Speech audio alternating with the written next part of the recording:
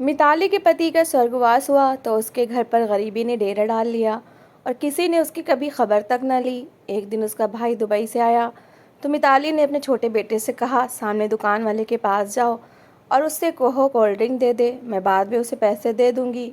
बेटे के जाने के बाद वो भाई के पास बैठी थी कि थोड़ी देर बाद बेटा आया और बोला, दुकानदार ने मुझे मारा है और कहता है कि मम्मी को बोलो पिछले वाले पैसे भेजे, वरना मैं आज रात को आकर सारा हिसाब पूरा कर लूँगा। ये सुनना था कि मिताली ज़मीन पर गिर गई और इतनी धूप में कहाँ जा रही हो मिताली? बड़ी गंदी नज़र से अमित ने मिताली को देखकर कहा। जैसे मिताली ने तेज़ नज़र उस पर डाली तो हंसने लगा। मैं तो ऐसे ही पूछ रहा था, बात को तुरंत से बदल दिया। मिताली अमित की इस तरह की बदतमीजियों से बहुत तंग आ चुकी थी। जैसे ही घर का दरवाज़ा खटखटाया तो बड़ी बेटी ने दरवाज़ा खोला, जो सिर्फ 8 साल की थी। बाकी बच्चे छोटे थे। पति का देहांत क्या हुआ, दुनिया ने अपने असली रंग दिखा दिए। क्या अपना क्या पराया, किसी ने सहारा नहीं दिया था। बस पति के दिए हुए घर की छत अपनी थी, यही उसके लिए अकेली सुरक्षित जगह थी। सबसे बड़ी बेटी रोशनी 8 साल की थी और 2 बेटे विपुल और वैभव दोनों जुड़वा थे, वो 5 साल के थे। बच्चों को घर पर अकेला छोड़कर मिताली अपने ही मोहल्ले के खाते पीते घरों में काम करने जाती थी ताकि घर का खर्च चल सके। वैसे तो भाई दुबई में काम करता था और भाभी का घर काफ़ी खुशहाल था, लेकिन कभी उसने ये नहीं सोचा कि बेसहारा और विधवा नंद पर दया ही दिखा दे। भाई ऐसा था कि उसने एक बार भी बहन को फ़ोन करके ये नहीं पूछा था कि तुम किस हाल में हो, तुम्हारे बच्चे कहीं भूखे तो नहीं सोते। मिताली ने दोनों बच्चों के हाथों में टॉफ़ियाँ देखी तो रोशनी से पूछने लगी, बेटा ये टॉफ़ियाँ कहाँ से आई हैं? कहने लगे, वो सामने दुकान है ना, उस अंकल ने दरवाज़ा खटखटाकर टॉफ़ियाँ दी थी, कह रहा था बच्चों तुम लोग खा लो। मिताली ने एक जोरदार थप्पड़ रोशनी के मुंह पर मारा। कहने लगी, उसने तुम्हें टॉफियां दी और तुमने रख ली? क्यों ली टॉफी? क्या पैसे दिए थे तुमने उसे? रोशनी रोने लगी। दोनों छोटे बेटे भी डर गए। मिताली ने उनके हाथों से टॉफियां छीनी और जाकर सामने अमित की दुकान के काउंटर पर रख दी। कहने लगी, आगे से मेरे बच्चों को बिना पूछे अगर तुमने कुछ दिया तो याद रखना मोहल्ले में शोर मचा दूंगी। किसे पूछकर तुमने मुफ्त की टॉफियां दी हैं मेरे बच्चों को? मिताली का स्वर कठोर था। वो कहने लगा, क्या हो गया, मिर्ची क्यों लग गई? बच्चे हैं और ऊपर से अनाथ भी हैं, और ऐसे बच्चों पर पैसा खर्च करने से भगवान दोगुना देता है। मैंने तो भलाई की है, तुम तो ऐसे ही बुरा मान जाती हो। आंखों में शरारत साफ झिलमिला रही थी, चेहरे पर घटियापन भरी मुस्कुराहट सजी हुई थी। मिताली बच्ची नहीं थी जो उसकी बातों का मतलब ना समझती। कहने लगी, आगे से मेरे बच्चों पर उपकार करने की ज़रूरत नहीं है। दुनिया भरी पड़ी है अनाथों और मजबूर लोगों से, जाकर कहीं और भलाई करो। ये कहकर मिताली वापस घर आ गई और बच्चों को भी डांटने लगी कि आगे से मुझसे पूछे बिना घर का दरवाज़ा मत खोलना। सबसे ज़्यादा शामत रोशनी की आई थी, जो अभी भी आंसू साफ कर रही थी। मिताली ने कहा कि कल से मैं ताला लगा कर जाऊंगी अगर तुम यही हरकतें करोगी। रोशनी कहने लगी, मम्मी मुझे नहीं पता था, उसने तो कहा था कि बच्चों ये टॉफ़ी रख लो, खा लो, आपने कहा था किसी को अंदर नहीं आने देना, तो मैंने अंदर नहीं आने दिया, बाहर से ही टॉफ़ियाँ पकड़ ली थी। रोशनी ने मासूमियत से जवाब दिया। मिताली कहने लगी कि तुम्हें दरवाज़ा नहीं खोलना चाहिए था। अपने आप को देखा है तुमने? इतनी सी हो, उसकी टांग के बराबर भी नहीं हो। वो तुम्हें धक्का दे देता तो तुम क्या कर लेती? मिताली का दिल धड़क उठा था। आजकल का ये माहौल था कि बच्चों को अकेला ना छोड़ा जाए, लेकिन ये उसकी सबसे बड़ी मजबूरी बन गई थी। जहाँ उसका घर था सामने ही दुकानें बनी हुई थीं, जहाँ 2 दुकानें परचून की थी। एक आदमी तो उसमें शरीफ था और एक अमित था जो बहुत ही घटिया इंसान था। मिताली दूसरे आदमी जिसका नाम गोविंद था उसी से राशन का सामान लेती थी। अमित की दुकान पर तो देखती तक नहीं थी, क्योंकि उसकी नज़रें बहुत अजीब थी और उसकी नज़रें हर समय मिताली के घर पर ही रहती थी। मिताली कब जाती है कब आती है, अमित उसे ही देखता रहता था। मिताली गोविंद की दुकान से उधार का सामान लेती थी और जैसे ही उसे सैलरी मिलती तो पिछले सारे पैसे उतार कर अगले महीने का राशन का सामान ले लेती। ऐसे उसका काम चल रहा था। फिर रोशनी स्कूल जाती थी। सिर्फ रोशनी स्कूल जाती थी, जब तक वो स्कूल में होती तब तक मिताली घर में ही रहती थी। जल्दी से दोपहर का खाना बनाती, बच्चों को अपने हाथों से खाना खिलाती। जैसे ही रोशनी स्कूल से वापस आती, मिताली उसे खाना खिलाने के बाद समझाती कि दरवाज़ा मत खोलना और भाइयों का ख्याल भी रखना। रोशनी दरवाज़ा बंद कर लेती, लेकिन अब मिताली को डर लगने लगा था अमित दोबारा से ऐसी कोई उल्टी सीधी हरकत उसकी बेटी के साथ ना कर दे। शुरुआत वो ऐसी चीज़ों से ही करेगा, बच्चों को टॉफ़ियों से बहलाएगा, कहीं बच्चों के साथ कुछ उल्टा सीधा ना कर दे। इसलिए घर से बाहर ताला लगाकर वो चली गई। लेकिन उसकी मालकिन ने कहा कि आज उसके घर मेहमान आ रहे हैं, इसलिए वो शाम तक काम करके ही जाए। उसने कहा भी कि मेरे छोटे छोटे बच्चे हैं, मैं इतनी देर तक नहीं रुक सकती। तो इस पर उसकी मालकिन कहने लगी, तो फिर ऐसा करो, मेरे घर का काम छोड़ दो। अब जब मेहमानों का ही तुम्हें एहसास नहीं है और तुम सिर्फ अपने काम से ही काम रखना चाहती हो, तो मैं ऐसी लड़की को अपने घर कामवाली के रूप में मैं नहीं रख सकती। ये सुनकर मिताली परेशान हो गई थी, क्योंकि उसकी तो सारी ज़रूरतें घर के काम पूरे करके ही पूरी हो रही थी और दूसरा घर ढूंढना बहुत कठिन था। लोग नई कामवाली पर विश्वास नहीं करते थे, अपनी पुरानी कामवाली ही रखते थे। वो बेचारी बहुत परेशान हुई थी। जब घर पर वापस आई और ताला खोला तो देखा कि बच्चे फिर से चॉकलेट और टॉफ़ियाँ खा रहे थे। वो परेशान हुई थी। इस बार जब उसने अपने दोनों बेटों से ये पूछा कि टॉफ़ी कहाँ से मिली, तो कहने लगे, वो जो अंकल है ना, उन्होंने दीवार के ऊपर से टॉफ़ियाँ अंदर फेंक दी। बहुत अच्छे हैं वो। बच्चे चॉकलेट खा रहे थे और मिताली बहुत परेशान हुई। कहने लगी, मुझे ये समझ नहीं आती कि आखिर ये आदमी चाहता क्या है। दूसरी ओर जिन घरों में वो काम करती थी वो भी नखरे दिखाने लगे थे। कभी सैलरी देर से देते और गोविंद अब नाक मुँह बनाने लगा था। कहने लगा, मिताली बहन, पहले तो तुम पिछला उधार चुकाकर नया राशन लेती थी, लेकिन अब तो नया राशन लिए 10 दिन गुजर जाते हैं, फिर तुम पैसे देती हो। इस तरह तो और भी पैसे तुम पर चढ़ते चले जाएंगे। मिताली कहने लगी कि मैं क्या करूं, जिन घरों में काम करती हूं महीने की तारीख से भी ऊपर करके पैसे देते हैं और मेरा सब कुछ उन्हीं पैसों पर निर्भर है। गोविंद कहने लगा, देखो बहन, सीधी बात है, मैं इतना ज़्यादा उधार तुम्हें नहीं दे सकता। पिछले पैसे उतारोगी तभी नया उधार लेना। इन्हीं दिनों उसकी भाभी ने अपने दोनों बेटों को स्कूल में पास होने की खुशी में दावत की थी। सबको बुलाया था, लेकिन मिताली और उसके बच्चों को नहीं बुलाया। बहुत बड़ा फंक्शन किया था। एक ही मोहल्ले में रहते थे। मोहल्ले की कई औरतों ने मिताली से कहा, तुम्हारी भाभी ने तो बहुत बड़ा फंक्शन किया है और तुम्हें नहीं बुलाया, तुम तो उसकी इकलौती नंद हो। मिताली कहने लगी, नहीं, भाभी ने तो बुलाया है, बस मेरी ही कुछ तबीयत ठीक नहीं थी और मैंने ही कहा कि जाऊंगी तो बच्चों को कौन संभालेगा। ऐसी तो कोई बात नहीं। मिताली ने भाभी की इज्जत ही रखी थी, लेकिन बच्चे जिद करने लगे कि उन्हें भी जाना है।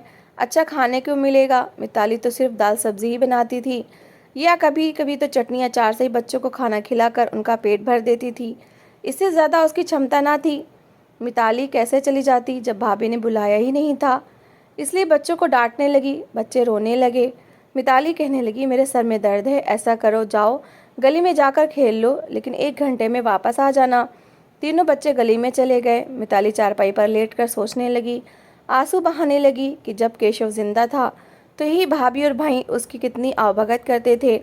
जब से उसका एक दुर्घटना में देहांत हुआ है, कोई पलटकर देखता ही नहीं, ना उसके मायके वाले न ससुराल वाले।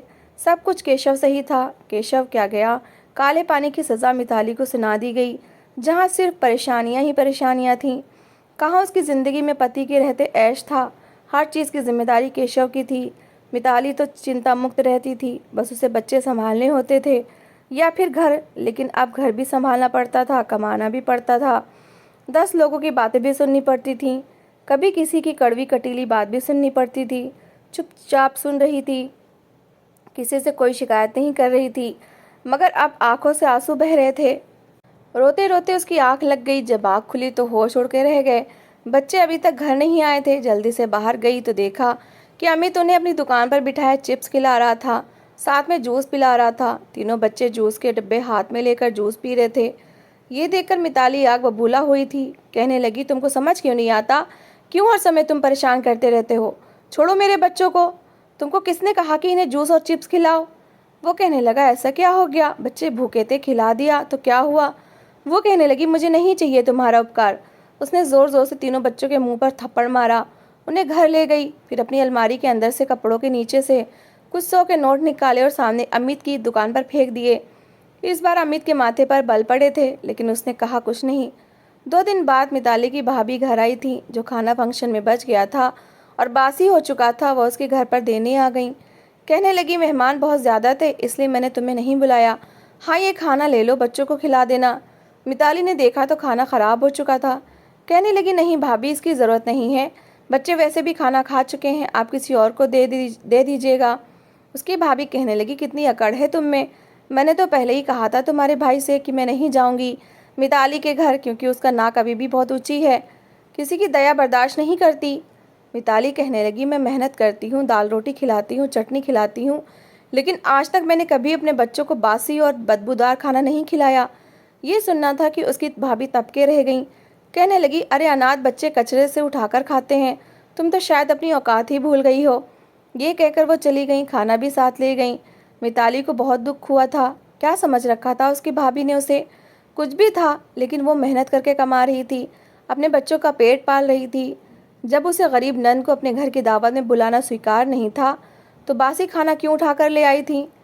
अगले दिन जब मिताली काम पर गई तो जिस घर में वो काम करती थी, उसकी भाभी पहले से ही उस घर में बैठी हुई थी। उसकी मालकिन से बातों में व्यस्त थी। जब मिताली को देखा तो माथे पर बल डाल लिए कहने लगी, तो तुमने ये काम वाली रखी अपने घर पर। वो कहने लगी, हाँ। फिर पता नहीं दोनों ने कान में क्या खुसर फुसर की कि उसी शाम को उसकी मालकिन ने जितने दिन मिताली ने काम किया था उसके पैसे दिए और नौकरी से चलता किया। वो पूछती रहेगी कि आखिर आप मुझे बिना किसी कारण के काम से क्यों निकाल रही हैं। तो वो कहने लगी, नहीं, मैं तुम्हें नहीं रख सकती। हर एक को अपना घर प्यारा होता है। तुम जवान हो, सुंदर हो, पता नहीं मेरे पति पर कहीं डोरे ही ना डाल दो। ये सुनकर मिताली की आंखों से आंसू बहने लगे।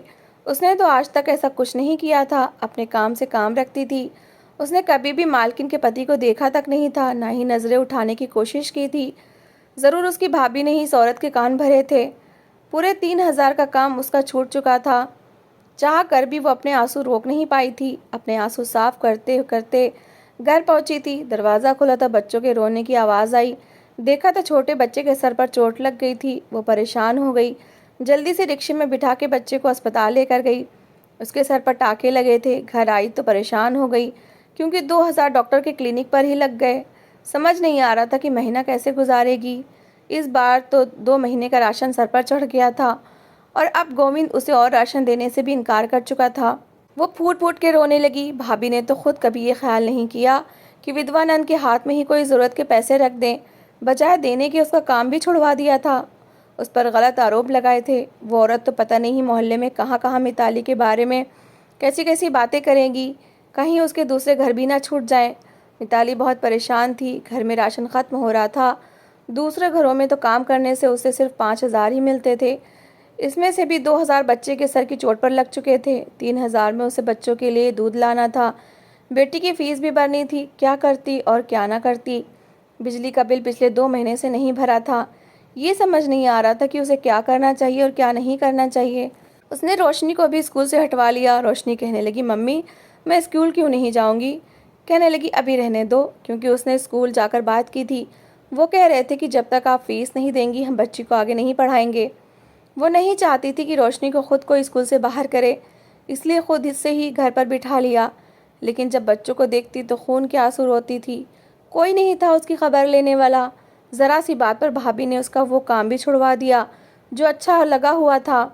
उसने कई जगह कोशिश की कि उसे सफाई सुथराई के लिए काम मिल जाए, क्योंकि वो पढ़ी लिखी नहीं थी, ना उसे सिलाई कढ़ाई आती थी। सिर्फ घर के कामकाज बड़े साफ सुथरे करती थी। अब ये समझ नहीं आ रहा था कि क्या करे और क्या ना करे। तभी एक बार दरवाज़ा खटका। उसने दरवाज़ा खोला तो सामने अपने भाई को देखकर धैर्य खो बैठी। उसके साथ लगकर रोने लगी। उसने सर पर हाथ रखा, कहने लगा, मैं कल ही दुबई से वापस आया, बच्चों के लिए कुछ चीज़ें लेकर आया था। संयोग था किस समय मिताली घर में भाई को पूछने के लिए कुछ नहीं था, इसलिए अपने छोटे बेटे से कहा कि सामने दुकान से कोल्ड ड्रिंक ले आओ। कह देना मम्मी पैसे बाद में दे देंगी या फिर हिसाब में लिख लें। उसे लगा कि शायद गोविंद बेटे को कोल्ड ड्रिंक दे देगा, भाई के सामने उसका मान रह जाएगा। वो बहुत स्वाभिमानी औरत थी। उसका भाई कमरे में ही बैठ गया। उसका हालचाल पूछने लगा तो बड़ी मुश्किल से वो मुस्कुराई थी। कहने लगी, हाँ मैं बिल्कुल ठीक हूँ। अकेले क्यों आए, भाभी और बच्चों को भी ले आते। उसका भाई रोहित कहने लगा, मैंने तो कहा था, पर तुम्हारी भाभी और बच्चे आए ही नहीं। तुम सुनाओ, सब कुछ कैसा चल रहा है। कहने लगा, तुम्हें हर महीने पैसे तो मिल रहे हैं ना। ये सुनकर मिताली को बड़ी हैरत हुई। उसने हैरत से अपने भाई की ओर देखा। कहने लगी, कौन से पैसे। कहने लगा, मैं तो शिवानी को हर महीने तुम्हारे लिए पैसे भेजता था, वो कहती थी कि तुम्हें दे दिए हैं। ये सुनकर मिताली हैरत से भाई को देख रही थी, क्योंकि भाभी ने तो उसे कभी कोई पैसे दिए ही नहीं थे। लेकिन उसने झूठ बोल दिया। नहीं चाहती थी कि भाई को सच बताए और भाई भाभी का झगड़ा हो। कहने लगी, हाँ भाभी पैसे देती हैं। तभी बेटा अंदर आया, रो रहा था। सर पर पट्टी बंधी हुई थी और पट्टी से खून बह रहा था। ये देखकर तो मिताली के होश उड़ गए। कहने लगी, क्या हुआ। कहने लगा, दुकानदार ने थप्पड़ मारा है, कहता है तेरी माँ ने पिछले 2 महीने से राशन के पैसे नहीं दिए, चल निकल जा यहाँ से। मम्मी, उसने मुझे धक्का दिया, मैं ज़मीन पर गिर गया और पत्थर से मेरे सर पर लग गया जहाँ पहले से चोट थी। ये देखकर रोहित को बड़ा गुस्सा आया। वो दुकानदार के पास गया और झगड़ने लगा। मिताली अलग परेशान थी। भाई के सामने छुपा हुआ वो राज भी खुल चुका था, क्योंकि गोविंद चीख चीख के कह रहा था कि तुम्हारी बहन 2 महीने से मुफ्त में राशन खा रही है। अगर उसका काम छूट गया है तो मैं क्या करूं? मुझे मेरे पैसे चाहिए। मिताली का सर चकरा गया और वहीं बेहोश हो गई। इज़्ज़त का भरम टूट चुका था, लेकिन जब होश आया देखा तो रोहित उसके पास ही बैठा था। बच्चे भी रो रहे थे कि हमारी माँ को क्या हो गया। वो तो भाई से नज़रें नहीं मिला पा रही थी। रोहित कहने लगा, तुमने मुझसे झूठ क्यों बोला? तुम मुझे एक बार बता देती कि शिवानी ने ये हरकत की है, तुम्हें कोई पैसे नहीं दिए तो मैं उसे सीधा कर देता। वो रोने लगी, कहने लगी, भाई मैं आपका घर नहीं ख़राब करना चाहती थी। मैं तो नौकरी पर लगी हुई थी। पता नहीं भाभी ने उस दिन मालकिन से क्या कहा कि उसने मुझे नौकरी से निकाल दिया। वो कहने लगा, तुम्हें कोई ज़रूरत नहीं है लोगों के घरों में झाड़ू पोछा करने की। जब तक मैं ज़िंदा हूँ तुम्हें चिंता करने की ज़रूरत नहीं। उसने 20,000 रुपये मिताली को दिए। कहने लगा, ये तुम्हारे महीने का खर्चा है।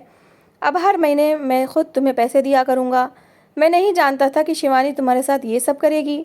मैं तो हर महीने तुम्हारे लिए 20,000 रुपये भेजता था और कहता था मिताली को दे देना और फ़ोन पर मेरी बात भी करवा देना, लेकिन ना तो उसने कभी फ़ोन पर बात करवाई और ना तुम्हें पैसे दिए। मैं बहुत शर्मिंदा हूँ। फिर उसने मिताली का बैंक में खाता भी खुलवाया। कहने लगा, पैसे मैं तुम्हारे खाते में डलवा दिया करूँगा और तुम्हें कोई ज़रूरत नहीं है किसी से उधार लेने की। तुम्हारा उधार मैं उतार चुका हूँ। मिताली की आंखों में आंसू थे। भाई के गले लगकर रोने लगी, उसे दुआएं देने लगी। शिवानी ने भी अगले दिन आकर माफ़ी मांगी थी, लेकिन माथे पर बल थे। रोहित दोबारा दुबई चला गया था क्योंकि उसका वहाँ काफ़ी अच्छा काम था। शिवानी ने तो दोबारा पलटकर नहीं देखा, मगर रोहित फ़ोन पर बात भी करता था और वो खर्चा भी भेजता था। और मिताली हर दिन भगवान से यही प्रार्थना करती थी कि भगवान सबको ऐसा भाई दे। मैं झूठ नहीं बोल रही हूँ, मैं सच में ये कहानी पढ़कर रो दी हूँ। तो दोस्तों, इस कहानी को लेकर आपकी क्या राय है, कमेंट बॉक्स में ज़रूर बताएं। और अगर आपको हमारी आज की कहानी अच्छी लगी हो तो प्लीज़ लाइक ज़रूर करें। अगर आपने अभी तक हमारे चैनल को सब्सक्राइब नहीं किया तो ज़रूर कर लीजिए। तो मिलते हैं ऐसी एक और मोटिवेशनल कहानी के साथ। Thanks for watching.